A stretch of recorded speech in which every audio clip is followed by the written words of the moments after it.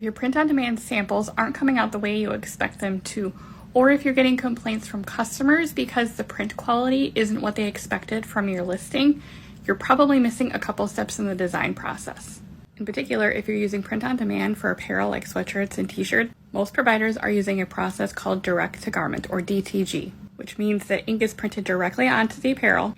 It's one of the fundamental ways that companies like print providers can do print on demand. Because sweatshirts and t-shirts can have different fiber contents, this can impact how that ink absorbs into that shirt.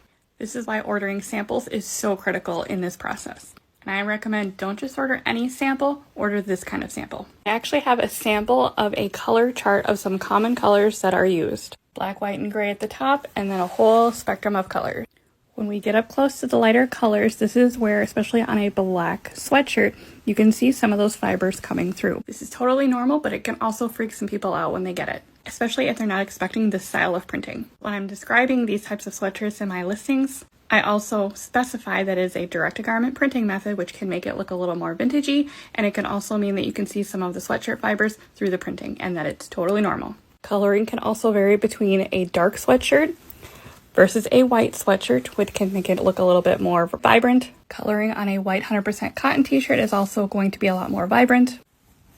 And when you get to the black t-shirt, similar to the sweatshirt, you get a white underbase, which means sometimes you see a little bit of that white border, and it's going to give it a little bit more texture. So again, 1, order samples. This is the best way for you as the seller to understand exactly what it's going to look like. Number 2, clearly communicate in your description that you use direct-to-garment printing and explain that it's going to look a little different and that the ink is printed on and can give it a slightly different look and feel.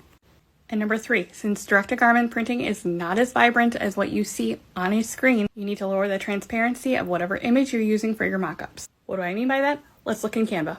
If this were our mock-up for the color chart that you saw printed on a sweatshirt, clearly this is not how vibrant it looks in person, so we need to lower the transparency or opacity of this image. To do that in Canva, we're going to select a design that we've imported onto our mockup, going to come up here to transparency and lower it. If you're on a black image like this on a black mockup, you need to lower it quite a bit, like around 70% or so.